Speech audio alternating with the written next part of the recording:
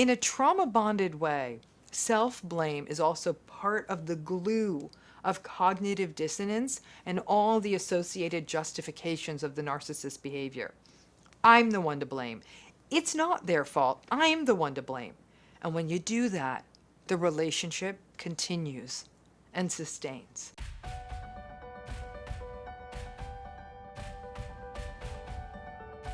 Here's another question for all of you to ponder. Do they like it when we walk on eggshells? Weigh in on that. Do you think a narcissistic person likes it when we walk on eggshells, or is it annoying for them? So let's see what you think, because I got my answer. Before I give you that answer, just a gentle reminder, those of you who want to do the deeper dive into narcissistic healing, got our monthly healing program, more and more people joining, benefiting. Please join us. Hit that link in the video notes and you'll see you can really join and do more than you can do here on YouTube. So, question, do they like it when we walk on eggshells? Yep, they do. So, let's go to the original question, earlier question then, is why do we walk on eggshells around the narcissistic and toxic people in our lives? You drop those reasons in there too. But the classical, standard ones are to avoid their rage, to appease them, to avoid feeling guilty, and to avoid their projections and their shaming. And that makes sense to me. It makes sense to any of us. Who really wants to sign up for someone to yell at them and rage at them and leave you feeling miserable? Most people are conflict averse and will do what is needed to avoid conflict. We don't want to feel bad, so we become more and more careful around these people who we're concerned that that's what's going to happen. So what is it about narcissistic people that makes it necessary for us to walk on eggshells?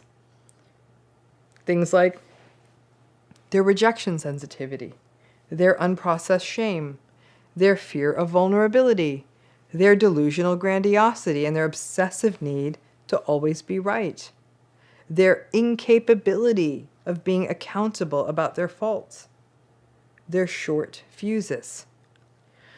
So we watch what we say, we watch what we do things the way they want them, we avoid sharing our problems, we make sure we check on what kind of day they're having before we share about our day. We study their expressions and their faces. We take the temperature of the room. We avoid sharing our needs, our wants. We learn to eat when they want, eat what they want, sleep when they want, watch what they want. We give up on ourselves. We over-monitor ourselves. And we take great pains to do things just the way they want them. We keep kids quiet. We keep pets quiet. And your kids learn to walk on eggshells too. Everyone does. If you do this at work, it means avoiding telling them bad news, doing things in the messed up, inefficient way that they want, even if it's more expensive and a big waste of time. But the question I started this video with was, do they like it when you walk on eggshells, or any of us walk on eggshells? And yes. The narcissistic folks aren't dumb. In fact, they're quite clever, right? Smart.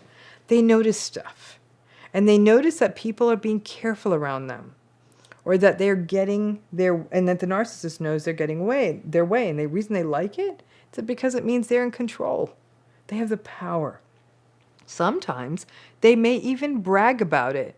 It can be performative, and they want people to see, I run my family with an iron fist. Look at everyone around here. They're scared of me. It's a source of pride that everyone is being so careful around them. Because the narcissistic folks have little empathy, they do not care that they are causing tension or discomfort for other people. They just like that everyone has fallen into line. So when you walk on eggshells, it's almost like a manifestation of their power. They even love the idea that they say boo and then people jump.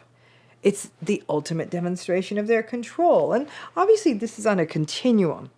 In the case of more severe narcissistic abuse with a more malignant narcissist, they may be keeping that control, and the eggshells are proliferated through the threat of or actual violence. In other cases of narcissism, our fear of shame or our belief that we only exist if we are doing what they want or are pleasing them, it's enough to keep us on those eggshells. In a way, the walking on eggshells is a reminder that if you are in a narcissistic relationship, that you are, for all intents and purposes, a hostage to them psychologically, that you basically live in psychological servitude to them. The eggshell walking is a reminder of that almost continuity between them and you, that poor boundary, where it's like one of those parasite alien movies where they have fully infiltrated your psyche and sucked it out and stuck pleasing them, right? I've been in enough eggshell walking relationships myself that I remember often wondering, doesn't this person feel bad for how wrecked I am? How much I'm exhausting myself? How sensitive they are? And then I saw, not only don't they kind of get off on the power trip that we are all their prisoners. They love that people would jump up when they entered a room. It was sort of a low-grade sadism, and frankly, it was disgusting. Obviously, in some situations, it can be unsafe to do something about it. Violent situations or coercively controlled relationships.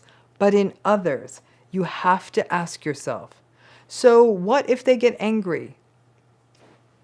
You do you. And if the socks are still on the floor, or the music is a little too loud, or you drop the keys, so what? They'll criticize you and berate you. Ah, you're so clumsy, you're so stupid. They're going to do it anyhow, right? If you're walking on eggshells because you think it will change them, then give it up. It's not going to work. If you're walking on eggshells to avoid their rage, I get it. But if you think they'll notice it and feel bad, that's never going to happen. You walking on eggshells isn't something where they spring up and say, oh, oops, I don't want anyone walking on eggshells for me. They like the idea that all of us are just extensions of them and living to please and convenience them. And that is a grim reminder that walking on eggshells, trying to get it perfect and right, that it's never going to win them over. It's just going to set a precedent that this tense, nervous, anxious, eggshell walking tightrope is how it's always going to be. If someone else ever pointed it out, could it bring up shame in them? I think only if they got in trouble for it. We have heard of some workplace cases where people will say, this is an incredibly abusive workplace, but even then, they don't really cop to it. They're just deeply inconvenienced and feel like the whole thing's a witch hunt and they're being victimized. The 3 words, "it's my fault," may be one of the most popular mantras uttered by people who are going through narcissistic abuse. Probably the only one that kind of wins out over this one is, I'm not enough. But this idea of it's my fault, this internalization of blame, is a major part of the experience of people enduring abusive relationships. People who are in antagonistic, high conflict, invalidating relationships, basically narcissistic relationships, are regularly being told what they are doing wrong, what they are saying wrong, that they are wrong, or that there is something wrong with them. So just generally, if you're in a relationship with someone who's narcissistic, you're wrong. Now, option 1 in such a circumstance or in such a relationship is to take the fight. And many people, when they're early on in a relationship with a narcissist, especially if it's an adult relationship, they do that initially. They defend themselves, they try to explain their point of view, they try to hold on to their own reality if they're being gaslighted. But a person who has a narcissistic personality, I can tell you right now, they are going to be a better fighter and arguer than you because they have to win. So they will just fight you harder, gaslight you more, and play upon your existing vulnerabilities. And that's an exhausting experience to go through. By the time you have tried option 1 a few times, actually taking the fight, you may be too tired out or demoralized.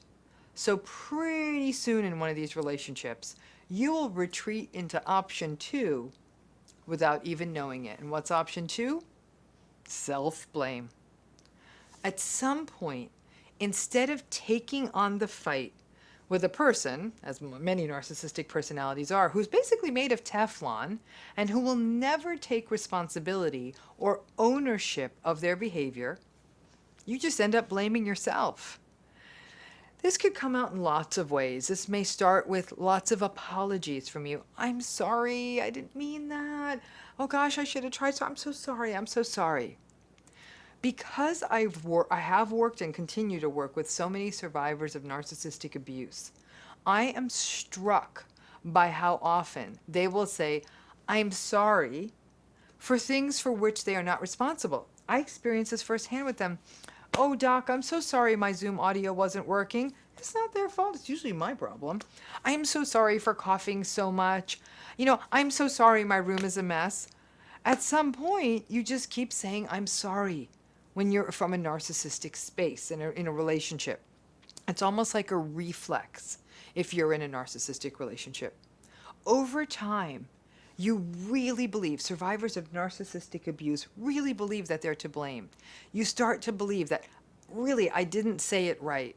Or maybe I did forget to book the tickets. Yeah, no, it was my fault. I didn't book the airplane tickets. Or it's my fault. I didn't wash the dishes properly. I didn't stack the dishwasher properly. Or, yeah, you're right. The kids are getting into trouble because I'm the one who wasn't available enough. I'm not a good mom. Or, yeah, absolutely. The family, of course the family's having trouble, money problems. That's because I'm selfish. By taking on the blame when you're in a narcissistic relationship, you avoid the toxic arguments that are endemic in a narcissistic relationship. But then tragically, all that self-blame starts to seep into your identity. The self-blame pattern seen in survivors of narcissistic abuse is often a byproduct of the chronic gaslighting. In essence, the gaslighter is breaking you down over time by gaslighting you, so that over time, you just end up agreeing with whatever they're saying. And honestly, to the world, it looks like the two of you are in mutual agreement. Many people in narcissistic relationships who are being gaslighted end up having that sort of glazed look in their eyes that a person in a cult would have, and just sort of blindly agreeing with the leader. You just go along because it's survival, right? So the narcissist will accuse you of making mistakes, or they'll accuse you of somehow that there's something wrong with you. You're not well. Oh, you're having all these memory problems, or there's something wrong with you. You don't ever pay attention, or the way you are, you must be depressed. Or they'll say, you're so selfish. And since you're so confused by being in this relationship, you're at risk for buying into their manipulative charade, and you start to blame yourself. Oh, the reason things aren't going well is because I'm selfish, or I'm depressed, or my memory's going. In a trauma-bonded way, self-blame is also part of the glue of cognitive dissonance and all the associated justifications of the narcissist's behavior. I'm the one to blame. It's not their fault. I'm the one to blame. And when you do that, the relationship continues and sustains. The self-blame means that many survivors sort of reharm themselves by believing that they're the ones who did all the bad things in the relationship. Be curious for any of you to think about that. Is that how you felt about it? That you're the one who's to blame for what went wrong in this relationship. This can actually make it more difficult to get the help you need and to clearly see the situation. Then you continue to not only take responsibility for things you did not do or say or believe, but then you take this self-blaming pattern into your other relationships in your life. In fact, relationships that may not even be toxic. And then you start engaging in self-blame everywhere. I'm so sorry. I'm so sorry. I'm so sorry. Please let me fix it. I know of one woman, her story comes to mind. It's not someone I work with clinically, it's someone I know, who was raised by a particularly malignant narcissistic father and a very passive, enabling mother. This is a person who over her lifespan had struggled with numerous mental health crises and even a suicidal crisis. And very much anyone watching this could see that this was very much a byproduct of being raised in such an invalidating and emotionally abusive environment. She is absolutely such a wonderful woman. She is patient, she is kind, she's generous, she's witty, she's just a wonderful person. But when anything, and I mean anything, doesn't go right, and she's even moderately involved in it, for example, the take-in food doesn't get delivered in time, or a part of the order is missing, or the parking lot is too full when you show up to something, or the air conditioner in her car is not working, or her dog barks too loud. She launches not only into a long, long series of apologies, and she starts getting very sad, but then she really starts blaming herself in a almost distressing level. I'm so sorry. It's my fault. I should have researched it more. I should have gone myself to pick it up. I'm so stupid. I'm so stupid. This is my fault. Oh gosh, I'm so sorry. I should have put the dog in the other room, or I shouldn't have said that. She actually doesn't have anything to do with her father anymore.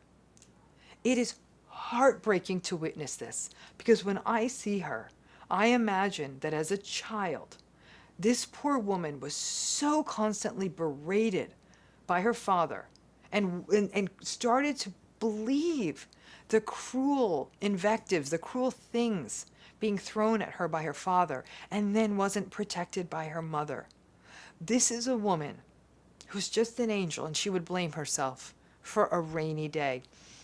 She's actually married to a really lovely, non-narcissistic man. Her husband's salt of the earth. She has a beautiful family. She has a great career. She's a wonderful friend to everyone who meets her. And yet, that self-talk and that self-blame plague her. As with all patterns observed in narcissistic abuse, these patterns run deep. So despite many, many good choices she's made in her life, she still struggles with this I'm sorry and self-blame. So what do you do? If self-blame is a pattern of narcissistic abuse you're going through, what do you do? Self-blame is actually a really difficult pattern to address because it's so reflexive. I'm so sorry, I'm so sorry. Some of this is just sort of your automatic self-talk and changing your self-talk and thinking and talking about it in a different way. Ask yourself, number one, what just happened here? What exactly am I responsible for in this situation? What are the other persons or people in this situation responsible for? And what in this situation is simply bad luck, bad timing, or just the context that we're in? Step two, if I communicate about something that's not quite gone right in a situation, will the other person I'm with actually be able to hear it? This comes down to the radical acceptance piece. Can the other person hear and actually own their responsibility? Now, if the answer is no, the other person may be a narcissist, then heck no. Perhaps you don't proceed with the conversation, but instead give yourself a moment to recognize that you know that the other person has responsibility in this, and hold your part of it, but don't think that they will hold theirs, and understand that you don't need to take on their responsibility. Step three, if you're the one who's responsible, apologize, offer amends, take responsibility for your part. But if based on step one, you're the one who's actually not really responsible for what happened, for example, you showed up in time, you're not the one who made, for example, everyone 30 minutes late, then say nothing. You know damn well that pointing anything out to a narcissist gets you nowhere, because they will not change their behavior, and you will face a massive attack if you do point something out to them. You ask yourself, is it worth it? Sometimes the battle is worth it for you. Only you know that. Obviously, self-blame is bigger than what happens at each individual event in your life. One of the other primary patterns in narcissistic abuse is regret. And a big part of regret is self-blame. If only I didn't marry this person. If only I had moved out earlier. If only I had seen the red flags. If only I'd taken that other job. If only I had not said that. Regret is the fabric of narcissistic abuse patterns, and self-blame drives that regret. For many survivors, self-blame is a lifetime issue. It is a reflexive language and belief that started in childhood. As with so much of the narcissistic abuse patterns, this is definitely deeper inner work that needs to be done to address your self-talk, your beliefs about yourself, radical acceptance, and knowing and holding your own reality. This heavier work, which is not something you can do at the snap of a finger, often requires therapy, ideally at times trauma-informed therapy where you feel very validated and heard, and in which you can do the deeper dive and practice day after day changing this self-talk of self-blame. Obviously, the sweet spot is where any of us could take responsibility and ownership for what we got wrong, make amends, and ideally not repeat the error. Taking responsibility, though, for the transgressions, the mistakes, and the betrayals of other people is actually quite bad for our mental health and can keep us stuck in a cycle of psychological self-harm that can persist for years. So folks, let's face it, and any one of you who's been through it knows this, is that one of the most difficult things to do in a narcissistic relationship, and an ability that gets taken away in a narcissistic relationship, is to be able to express your needs. So let's start with childhood narcissistic relationships. What happened in childhood if you expressed your needs to a narcissistic parent? I'm willing to guess that they were shamed or silenced or resented, and over time, you started to associate the expression of needs with guilt. So then, let's jump into adulthood and your close relationships in adulthood, especially things like partners, boyfriends, girlfriends, fiancés, spouses. Well, in a narcissistic relationship, you may have been called selfish or needy or demanding or just simply treated with contempt if you raised your needs. So you slowly silence them. You may have felt guilty if you did express them, or you bought the party line that you are selfish. Something similar may also happen with friends and extended family who may even view you as entitled for asserting a fundamental need of any kind. And even if you ask for a need while simultaneously being deeply empathic, or only at a time when it's appropriate, it's like these are not big things, you're still told you're selfish or entitled. This can happen in workplaces too, obviously. If you try to assert something that might be needed in a workplace, you may be treated as though you're difficult, or be told that you're not a team player, or that you're not even that competent, or that you aren't willing to be part of the mission and vision of the company. Meanwhile, the narcissistic abuse is doing exactly what they want and getting all of their needs met. And some people will say, no, actually, Dr. Ramani, it's not true. I am able to express my needs in all relationships, even in my narcissistic relationships. I've worked on it. I'm getting there. But I want you to step back and I want you to ask yourself, am I expressing a need or am I asking for permission? So let's take a look at some examples. Expressing a need would look like, to somebody talking maybe to their partner or spouse would say, hey, I have a big deadline on Monday and I need some time to get it done. Can please take the kids to the soccer game on Saturday so I can get through this? Asking for permission would be, Ugh, I'm so sorry to even ask this. Would it be okay if I worked this weekend? I know it's a pain because it means you have to take the kids to soccer, but would it be okay? Would you be okay with letting me get some work done? And don't worry, I'll keep them busy the rest of the day. Let's try another example.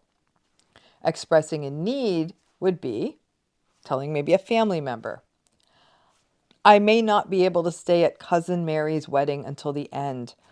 Turns out my sitter has to leave at 9 o'clock, so I'm going to bring my own car, and then I'm going to set it up with Tom to bring you home at the end of the wedding so if you want to stay later, you can. Asking for permission would be, is it okay if I leave early? I feel so bad, but my sitter had an emergency. They couldn't stay as late as I needed. Are you okay with it? Are you okay with getting a ride with Tom? Let me know if that's okay. Let's try another. Expressing a need would be, it seems like we can do this meeting by Zoom today. It's pretty straightforward, and then we'll be able to get the feedback to the client before the end of the day. Asking for permission, asking for permission would look like, hey everyone, is there any way we could do Zoom today? I feel bad. I know you're so burned out on screens, but getting everyone into the main office is so involved. And I know I'd be so grateful if all of us didn't have to make the drive. Is that okay? Are you sure you're okay with that? Reflect on those and maybe think of even some of the ways that's showed up for you. Even though we think we're asking for a need, when we turn it into asking for permission, what are we doing? We're often asking for reassurance. Is it okay that I'm asking for this? In most cases, you aren't asking for much. A few hours on a Saturday and asking a parent to be a parent, preparing a person, setting up a different ride for someone to take home, or to do a Zoom meeting that may actually be more convenient for multiple people. The tension created by narcissistic relationships, though, can make it so we are often rolling up to every encounter we have with our hat in hand. This doesn't mean that asking for a need to be met is meant to be a demand. We must have this meeting by Zoom. Nobody wants to drive in. It doesn't mean you're leaving people in the lurch. You did set up, for example, the other ride. You talked to Tom to take the family member home. The other parent is in fact the children's parent. And while they may want to go on their 10-mile run, taking children to a soccer game isn't a hardship.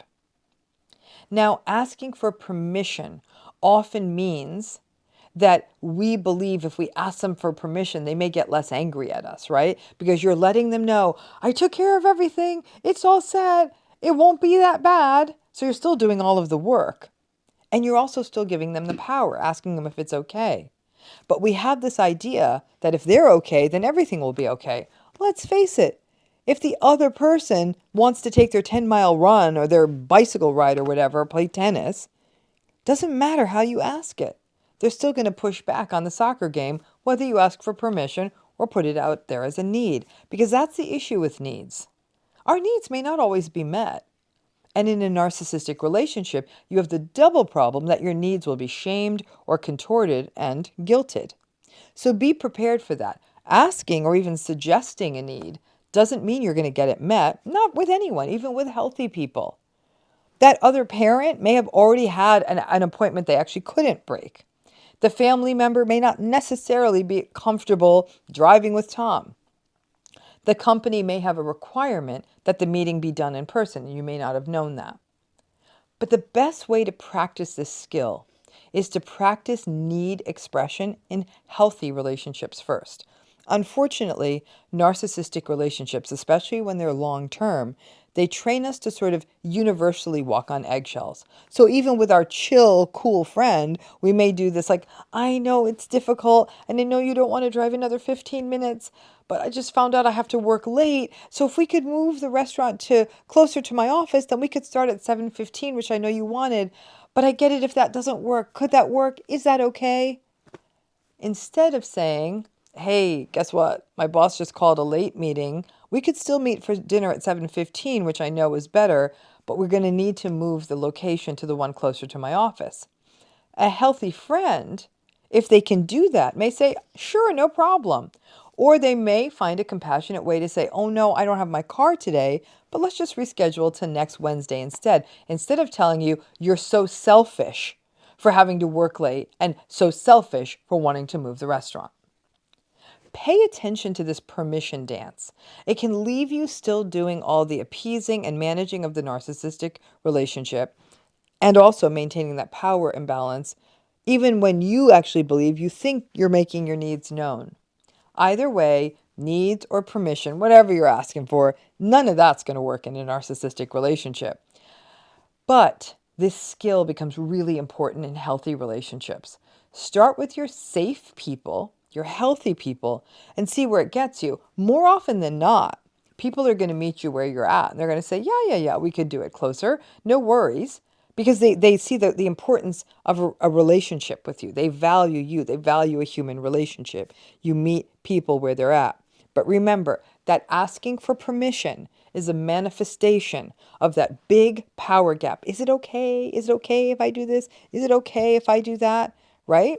That's the power difference. This isn't about okay. This is what a need is. Again, may not get met, and that's okay. But by getting yourself in this chronic position of like, is it okay? And that tension, it keeps you in that constantly tense position that these narcissistic relationships put us in. And this exercise and this awareness can be at least a small step to breaking yourself out. So I want some of you, if you feel comfortable, dropping a comment in about this. How many of you sometimes think back to the person you were before you got into your adult narcissistic relationship? Do any of you look back and say, I was this really confident person way back when? I was like interested in stuff and I did really well in school. I had this good job. I had lots of friends. And then I got into this relationship and I look back at that person and they're like a stranger to me. If that was you, drop it. Even if you said, yep, that was me in the comments. I think it's important for a lot of us to see that because that's what we're going to take on today. We're going to take on this idea of this sort of, after you've come out of a narcissistic relationship, looking back and wondering what happened to that person before the relationship, because after this relationship, that person is shredded. So let's talk about this. I have had people say to me, I was so confident before this relationship happened to me. I would laugh loudly. I would enjoy life. I made eye contact with people and I smiled and I openly shared my opinion. I wasn't so jumpy and always on the edge of my seat. I knew what I wanted.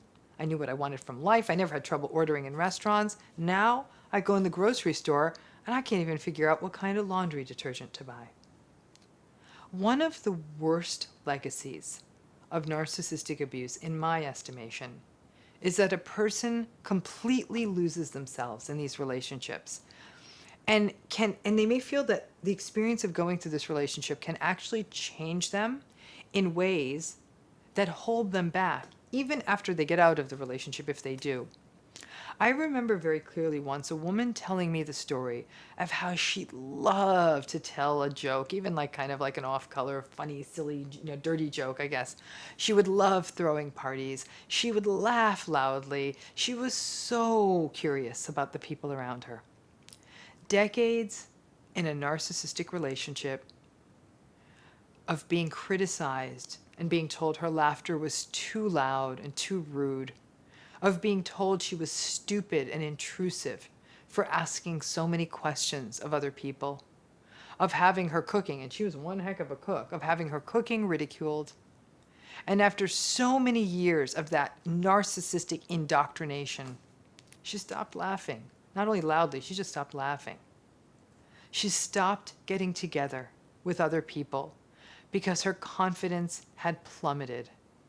And after years of having her cooking criticized, a hobby she absolutely loved and was really good at, she stopped having people over. This woman was once the brightest light in the room, but as long as she was in this marriage, and sadly, in this particular case, she's still in the marriage, her light got turned off. In her case, she is not and was not able to find a way out of this particular marriage. And so for her, turning off her spark was safer and easier than being belittled, diminished, gaslighted, and mistreated on a daily basis. She sadly, and really tragically, learned to fade into the background, to never get her light turned back on, and lives her life in relative isolation with her abuser. This story, I tell you, has been reproduced thousands of times. People who start making so many little micro changes to stay in the narcissistic relationship, to avoid the narcissist rage, whether it's turning down their laughter, becoming more isolated, no longer discussing their dreams or their hopes, no longer adequately taking care of themselves physically, not even getting haircuts or anything on a regular basis, no longer sharing their emotions. If it doesn't happen, it doesn't happen all of a sudden. It happens gradually, and it really is death by 1,000 cuts. Now, it's far, far worse if this is how you grew up with a narcissistic parent. One pattern I've observed is that there are people who were born, they were temperamentally, naturally exuberant, or there are people out there who are born naturally a little bit reticent, or people who are born naturally vulnerable, and their family silences them or mocks them or shames them or devalues them. Their families of origin, their parents, even their siblings, devalue them for who they are. To grow up with a narcissistic parent or parents or other family members is typically, frankly, is to have to deny your true and authentic self. Many people who grow up like this will say that when they would feel sort of safe, maybe with friends or say family or something like that, their true self would come out. But by and large, when they're home with their family, they would feel censored. They can hear their unkind parents' voices in their head when they finally are just being their true selves, and that's one safe moment. Of course, there's kids from these kinds of families who rebel and walk away from these families, and frankly, I gotta wonder if they're not the ones who often fare the best, because they often set themselves free from these family systems. But there's also a lifelong grief for people who feel that they have to go no contact and walk away from a family because they feel like they no longer have a family. And those who get stuck and don't ever leave the narcissistic family, but get stuck in the cycle of the narcissistic family and never separate, will sometimes never let their true selves out so the world can see their authentic selves. And to me, then I think we're all robbed because we don't get to see those people wholly. So this becomes important to consider from a perspective of healing. If you actually are able to get out of an adult narcissistic relationship or relationships, whether that's a marriage or a fiance or boyfriend or whatever, girlfriend, you may have gone gray rock, you may have gone no contact, you may have set up big boundaries, but now you're more free of that relationship. You may actually find your true self starting to pop out again. After a few months even, that loud laugh of yours may spontaneously pop out. You're like, they're not here. I can laugh loudly.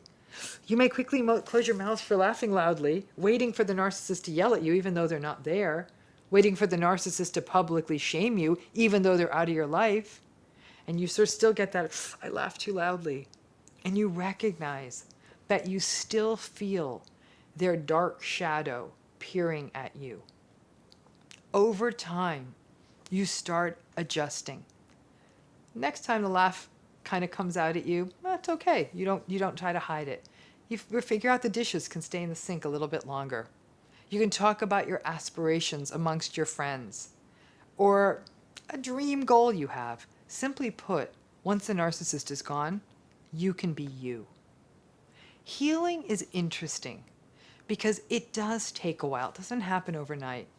For those of you coming out of these relationships, you're going to find that you censor yourself for a long time. You will keep hearing the narcissist's warnings and mockery and criticisms. You'll hear old parental voices. You'll hear the voices of ex-partners. These are the echoes from the past, always telling you that you are wrong, you are bad, you're stupid, you're not enough, you're overreaching, or you just need to keep your mouth shut, Or maybe they're telling you you're an attention seeker, or on, and whatever criticisms they come up with. And many of those damn accusations you got from those narcissists over the years were projections, by the way. The narcissist was calling you out on their own shit. Always pay attention to that projection stuff. It tells you a lot about the narcissist. Now, here's the thing. These narcissistic relationships change us. They change us in powerful, profound, and tragic ways. I'm not going to sit here like Sister Sunshine and tell you that you're just going to go back to your optimistic, uncensored, loudly laughing, ha ha ha version of yourself. If you even got a chance to be your true self, because that might have been taken away from you by your parents. You won't go back to some sunshiny, unicorny version of yourself. Narcissistic relationships are a loss of innocence. You may still hold back on that loud laugh of yours for a while. You may still be really anxious if the chicken you cooked for dinner was too dry. You may wonder if you're ignorant and your opinions are foolish, or your dreams are ridiculous, or your emotions are invalid. You will hold back a little. That's what survivors do. They gaslight themselves. And then, as things feel more safe, you will slowly come out of your shell. It will be tentative, and you will smile and think inwardly, I'm okay. I laughed a little bit loud, and it was okay. And you know what? Because that laugh is coming from that deep place we laugh inside, it'll happen again. But this time, you'll also be wiser. You'll be more discerning. You will learn your audience. You will hold out for people who feel safe. You will have an internal, steely sense of strength that comes from surviving these relationships and psychologically living to tell about it. Of knowing the difference between empathy and mimicry. Of knowing when you're being gaslighted as it's happening, rather than recognizing it a couple of days later. You'll learn the power of stepping out of a conversation in which you are being disrespected and invalidated instead of just sitting there and giving that conversation permission. You'll hopefully no longer feel the need to call them out or over-engage with an antagonistic, entitled person, but instead start to learn to use your silence as your strength. Start celebrating your boundaries and exiting, not because you're scared, not because you're shy, but because you respect yourself, and you will commit to no longer giving the best of yourself to someone who consistently tries to dim your light. Here's the deal about life. We can never go backwards, but we can go back one last time and rescue our authentic selves. We can infuse that authentic self with the wisdom of having survived. And yeah, a part of all of us will always be just a little bit jumpy because of these wounds. And you know what? That's okay. Because that little bit of jumpiness is your authentic self saying, it's okay. I got through. These are my battle scars. And I am not putting myself in the line of fire ever again. So I want you to think about it that way. You're running into a burning building and you're going in there to pull your authentic self out, bring it out, take good care of it, and share it with the world. Thanks again.